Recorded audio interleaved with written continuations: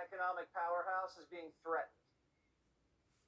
Our currency is crashing and will soon no longer be the world standard, which will be our greatest defeat, frankly, in 200 years. There will be no defeat like that.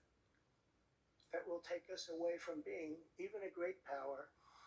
Since the fall of Soviet Russia, the United States has been on the top of the international stage.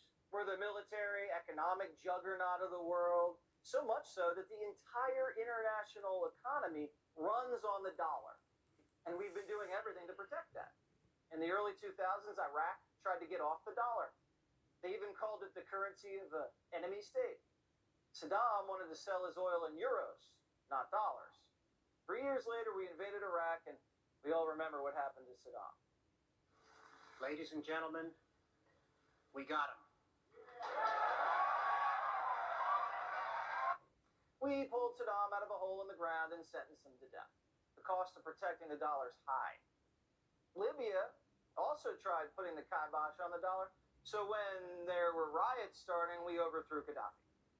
Gaddafi followed Hussein's lead and ended up dead. You mess with America and the money, you feel the wrath of the deep state. That's how it goes. But today, in Joe Biden's America, we're losing control of our economic system, and our former partners are laughing at us all the way to the bank. Biden goes in for a fist bump. Remember with the Saudis? And now they don't even take his call. Plus, they've jacked up the price of oil twice on us. For the first time ever, our rivals on the international stage are moving off the dollar as the benchmark currency. China and Russia are teaming up. They're now trading to Chinese yuan. Brazil, France, Iran, India, and the Saudis are all moving away from the dollar, leaving us in the dust. This isn't good. This devalues the dollar and sends every price up. Gas, electric, oil, prescription drugs, food prices. Heritage Foundation economist and Substack columnist Peter St. Onge joins me now. Peter, explain this to me like I'm 11 years old. Why should I be worried? Yeah, well, that was a great summary, Jesse. And, really one of the driving goals of our foreign policy for decades now has been protecting the U.S. dollar. And at this point, this administration is throwing that away. And the reason that matters for regular people, not only does that erode our influence in the world, it's bad for our economy. It takes away some of the advantages that we have.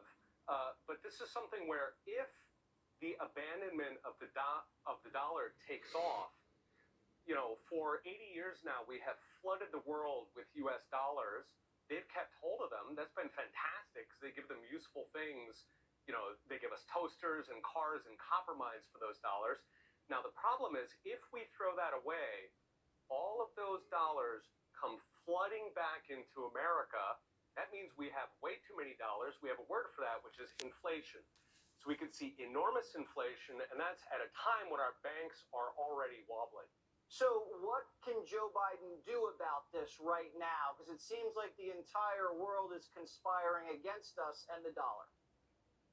Yeah, there's two things. One of them we have been trying to get him to do for a long time, which is cut the spending.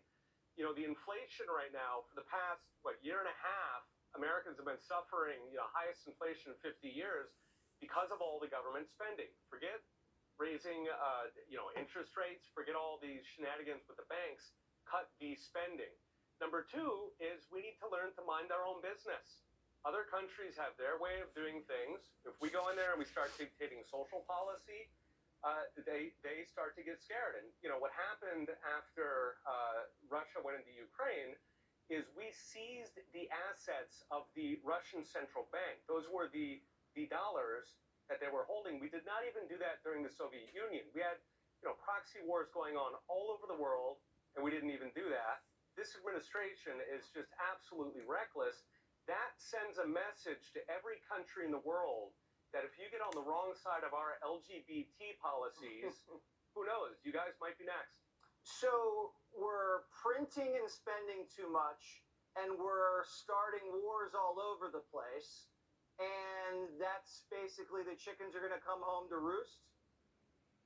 That is the fear. And, there are trillions upon trillions of dollars that foreigners are holding on to.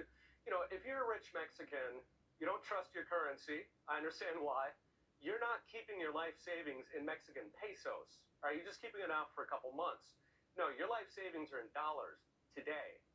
But if that goes under threat, if countries start getting rid of dollars, Japanese banks all start selling off the dollars because we're losing value, that could turn into a flood. All of that money, they sell it. Where does it go? It's got nowhere else to go. It comes back to America. What does that mean? It means your dollar would massively erode. We're talking much more than even what happened in the 1970s. Certainly a lot more than what happened over the past year. Okay. Well, that gives me something to chew on. Thank you very much. There you go. Always something to look forward to.